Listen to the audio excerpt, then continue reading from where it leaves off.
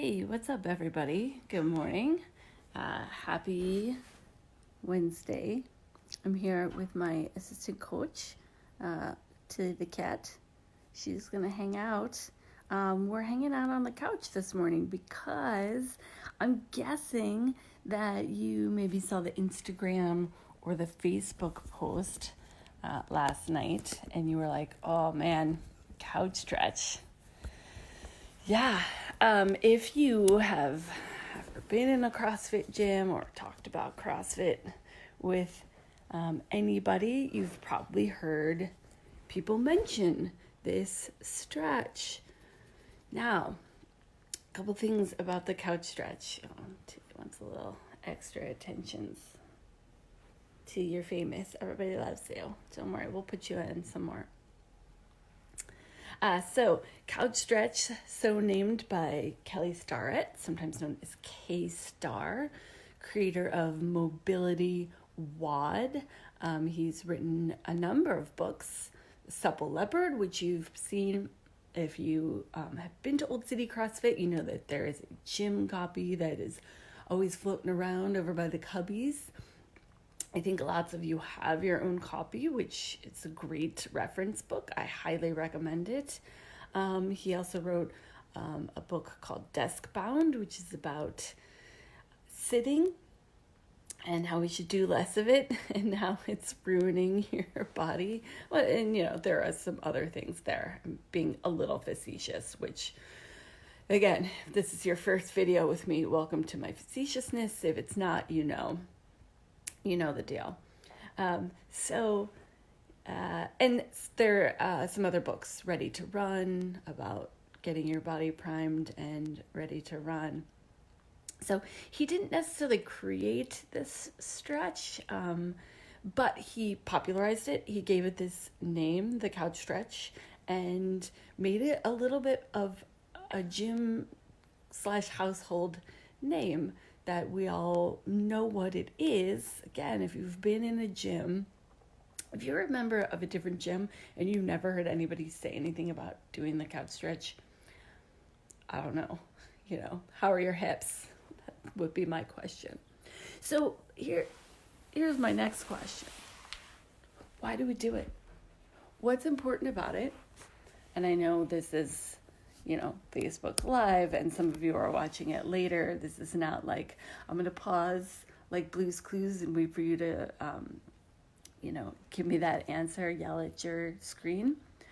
But I think it's really important with some of these things that we see on a regular basis, the couch stretch, overhead distraction, 5-way shoulders, these really great things, and there are reasons that they come up a lot. Pigeon.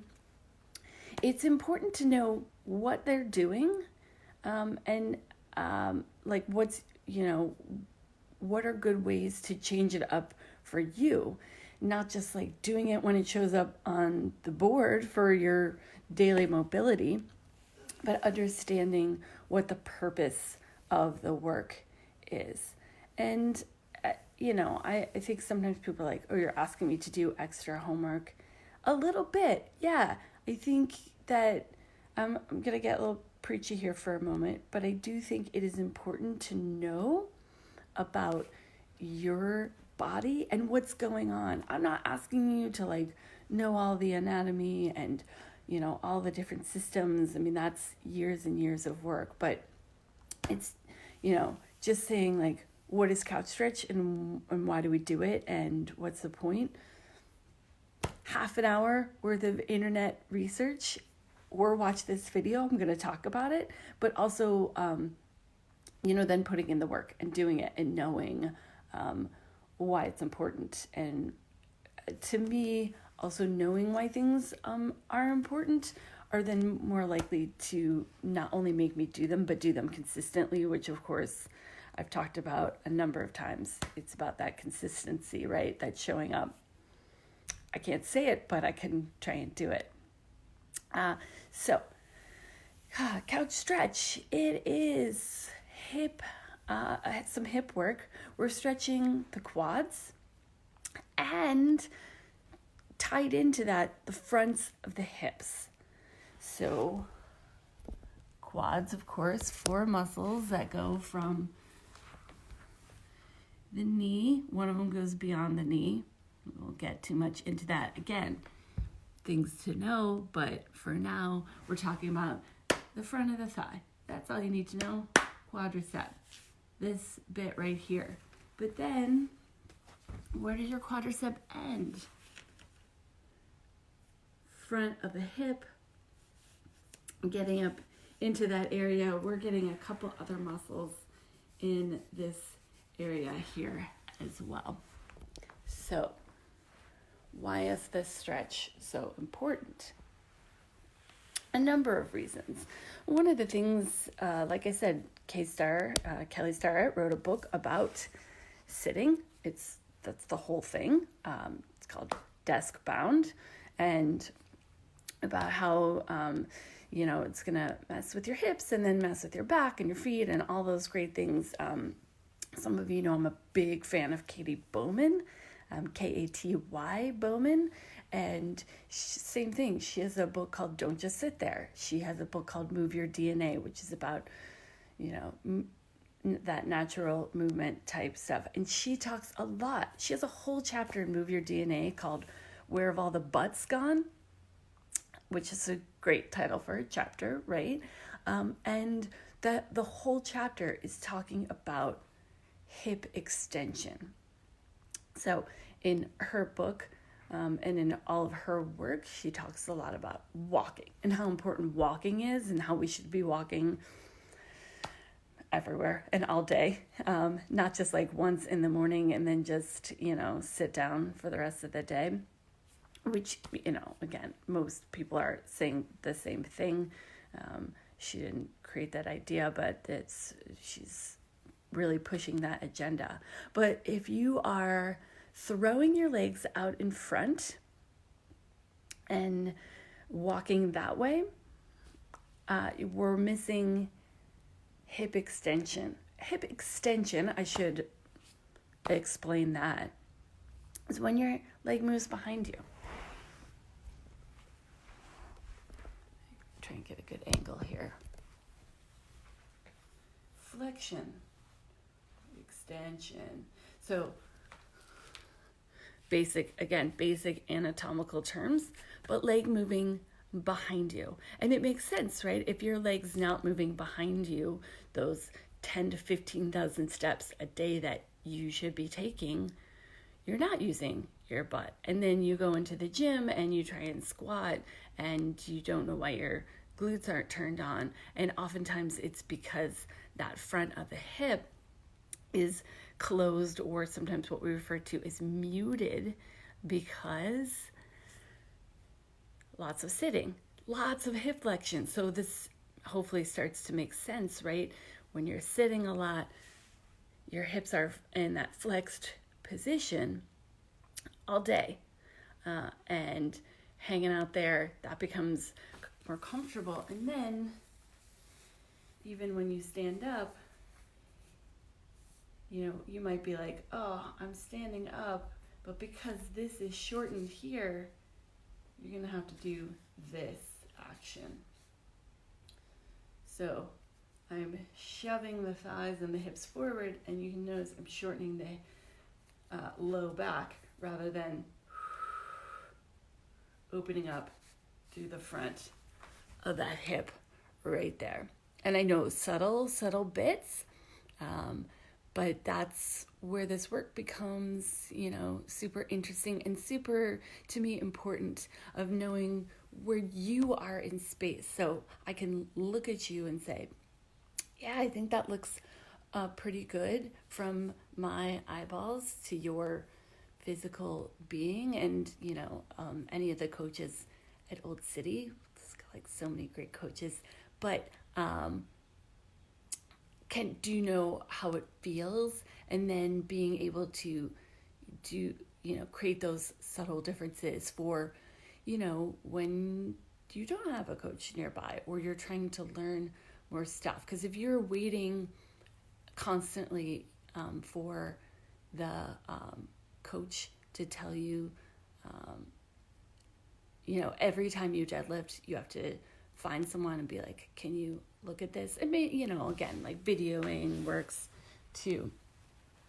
But eventually knowing what things feel like, knowing that work in yourself is how you go from being, a good to a great athlete, knowing all that. And it's also a great way to help prevent injury, being like, this doesn't feel okay. Because the coach might see you from across the room and say, the alignment's all there, everything looks good. But if your brain or your body is saying something is off, super, super important to be able to, I'd like to say lecture over, but we all know that's not true. Okay, so if you watched my video last week on hamstrings, we talked about that closure of the knee joint. We did that rolling. If you didn't, I recommend. I mean, not just because I think that I know a couple things. I'm not saying I know a lot, but go in there, check it out. Talked about closure of the knee joint. Couch stretch, also really important that we can get that full flexion of the knee joint. And I don't know if you can see this,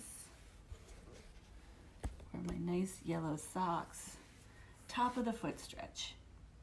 So this is very comfortable for me. I sit like this all the time. If you'll notice, my feet are flat, so I don't have, I should have left this here. Should have left it. This. If you have this kind of space underneath your feet, then that's a big step we got to work on. Getting the tops of the feet down to the floor. And that might be some rolling, some, targeted sitting on your feet like that, not forcing the ankles long, but getting some of that ankle mobilization work in there. So that would be a big thing to notice. If you can't flatten the tops of your ankles, and again, I'm using gravity by sitting on my heels in this moment. So that's a way to add load. If you're like, why is she pointing at me that way? Didn't watch that ankle mobility video that I made on Monday. So again, I'm just gonna keep referencing other videos. Again, this might be your first one because you were like, she's gonna talk about couch stretch at some point. So full closure of the knee joint, also in this position. We're talking about finding that, again, gravity's helping me a little bit here. Sometimes we sort of pull that leg behind us and then pull the heel in towards the hip. That's another way to work a little bit of quad stretch. I have feelings about those too. There are, everybody cheats them so badly, and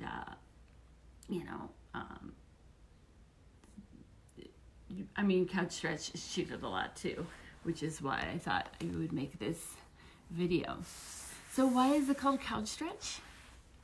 Because when K-Star started doing it, he did it on his couch as a way to do a little bit of stretching, watch television. He jokes in his books that it was also, he would do it while watching TV so that he could, keep his mind off how terrible it was.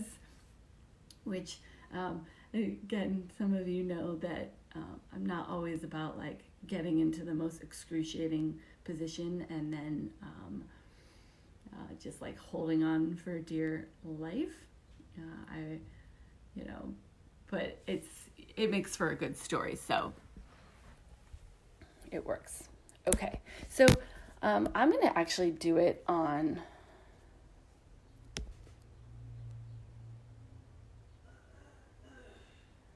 without the heels turning. That's a good point. Sorry, Jen made a good point.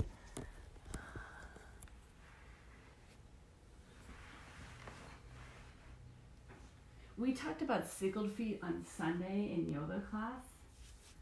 This is going to be what often happens if you are sort of going around those tight ankles. So shifting the heels together is going to get, and honestly, Jen, I don't remember. I think I've talked about it before, but it's a really good point because that's going to be a big thing. When I see people do couch stretch up against the wall, that is the big thing is I see everybody turning the feet out and then their foot is like coming out away from the wall. And when I say turn your foot up, they immediately go, no, I can't do that. That's thank you. I appreciate that's definitely a big part of it. And again, if you've ever been in a class that I've been coaching and we've talked about couch stretch, I think people have stopped doing couch stretch in front of me because I'm always like, no, let's change that. And then I make it super terrible. Tilly's to say she is interested now. Okay, so I'm gonna do it with my foot on the back of the couch here. I know you can do it with your knee up against the back of the couch, and I'll talk about that in a little bit. But the idea here is that, so I'm actually going to hook my foot here, but I want to get my knee, now I'm not up against the wall, but I would want to get my knee right up against the wall and then my foot vertical. And again, I've done a lot of work in figuring out where my foot is in space and worked on this position so it is a little more comfortable for me and I don't need the wall to push against. It is nice to have that sometimes, but for this right here, we'll make this work. So then what I want to do is I want to close that knee joint. And then I'm going to bring my other foot out in front. Uh-oh, kitty on the move. And I ruined my tripod. Okay. So I'm going to bring my other foot out in front. Yep. And then I'm going to squeeze my butt. And as I do that, I'm thinking about opening up through the front of the hip as I lift my shoulders back. Now, a couple of things. As I start to move the head and the shoulders back, this is often what I see happen. So the hips are moving forward. I've forgotten to squeeze the butt and find that length through the front of the hip. If I let go of the glutes, then it often becomes more of a back bend. This is a yoga pose, and I teach this, and it can sometimes feel really nice, but it's a little bit of a different stretch. Again, that's a little more back bend, and usually when it happens in couch stretch, people are taking it into the lumbar spine versus being able to push those hips back. So right away, if you can't push the hips back and keep that engagement of the glutes and the leg out in front of you and start to, you can put the hands on the thigh and then pull back and lift, the goal is not necessarily shoulders over hips. The goal is straight up and down. I'm not straight up and down in this thigh.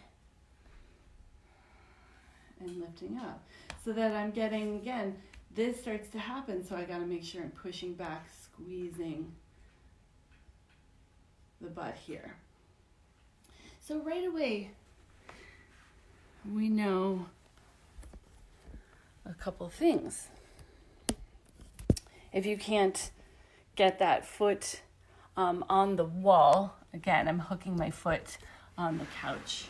But if you have trouble with the foot flat up against the wall, it's ankle mobility. And again, going back to working ankle mobility,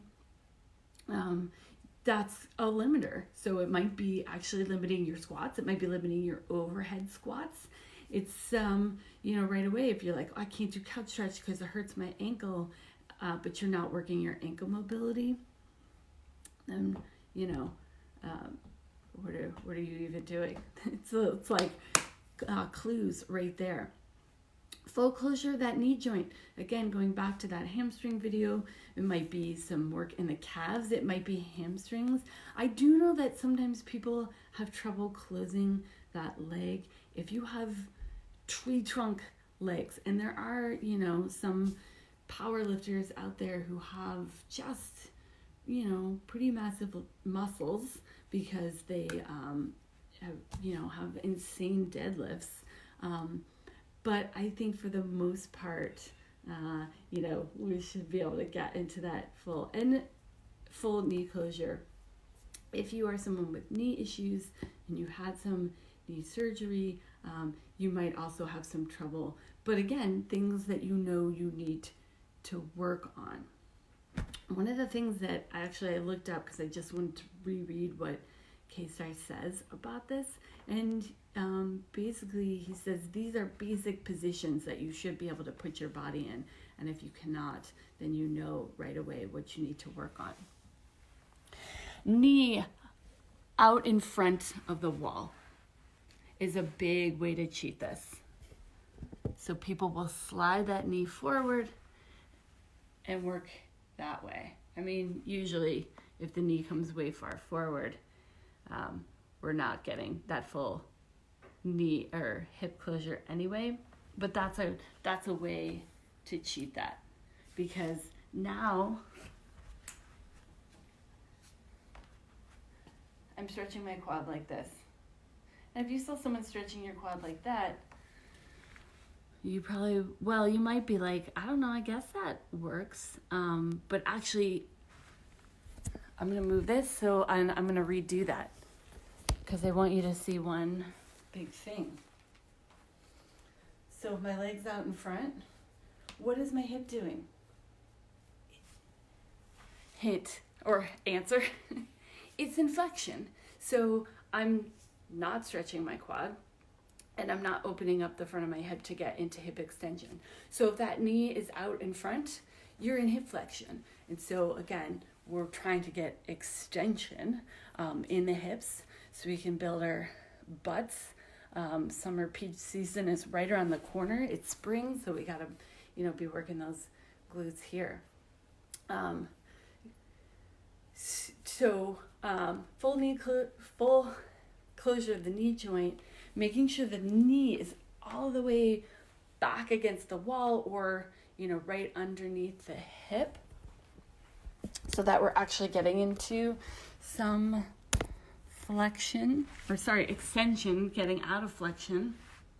Now, a couple of things you can do. You can keep this opposite knee on the floor. Sometimes that can help. And you can also grab a prop. People will do this, which I'm okay with. Here's what I don't like. Grab your PVC pipe. Okay, I'm holding on. Here I go. Oh, my butt's turned off. I've got an arch in my back. It probably feels like a lot of stretch because, again, if you can't get into that position, we know that your hips are incredibly tight and need some work there. So doing it on your couch, or if you have some wall space, get up against that wall. Get into the ankles. But again, get your hips out of flexion.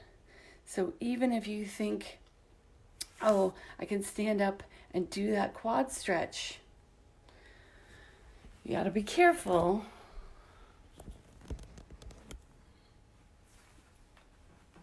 If you have to grab your foot like this, oops, then we're missing some range of motion there.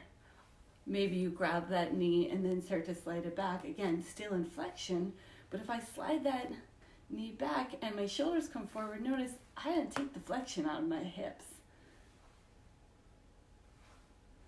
So sometimes this starts to happen, but then what happens if I do this? I've still got some mutedness. I don't know if that's the right word. So again, we got to make sure we're opening up the front of that hip there. Otherwise, yeah, we get a good quad stretch, but we're not getting that full extension through the front of that hip there. Okay, I think I'm going to stop there, but ask your questions. Try it out. Again, I just looked it up this morning and I saw that K-Star recommends for every hour that you sit, you should be doing 2 minutes of couch stretch per day. So this is, and again, this tightness in the hips, this closure in the fronts of the hips and missing extension is pretty common whether you do CrossFit or not, because we are a little more of a sedentary culture, and I think, that's happening more as we're at home. And so that's one of the reasons that he, talks about it so much, because to him it's like this super important kind of stretch. And definitely if you have hip or back issues and from sitting, or maybe you're like, I don't know if it's from sitting, and you're not doing couch stretch every day and making sure that it's like a good quality couch stretch. Yeah, I mean, there are other things you could do for sure, but I would say those are like, it's pretty low time, low cost. Why not do it for 2 weeks every day, 2 minutes per side? Notice how it changes. Check in with that breath. Again, you can, watch TV while you do it, but make sure that you're not holding your breath, gritting your teeth, shoving those shoulders back, allowing the ribs to pop open. I know that was too many instructions at once. So, but if you have questions, if you have comments, like I said, drop them in below. I think, there's probably another hour we could talk about just this one little big stretch, a little moment of making sure that we're starting to open up, because this isn't even getting into like any sort of spinal extension. Those of you who are interested in doing things like bending backwards, if we're talking about kipping work and your hips don't extend, yeah, we're gonna have some issues there as well. So maybe I can entice you into doing it that way. If you're like, I don't know, my back feels fine, like I was sit all day, like what if I said it could help your kip, and you might be super excited that way. Or maybe you need a little more power to get into your kipping muscle up. Hopefully that that might draw your attention a little bit there. So yeah, this stretch is pretty important, and it's pretty easy to cheat it. Again, I think it's important to know why and what it does, like why we do it and what it does, so that way it makes a little more sense. Hopefully then you're a little more interested or a little more engaged and interested in doing it regularly to help your own system. Okay, I will stop there, I promise. Tilly left too. She was like, stop talking, lady. Anyway, have a good Wednesday. I will see you all later.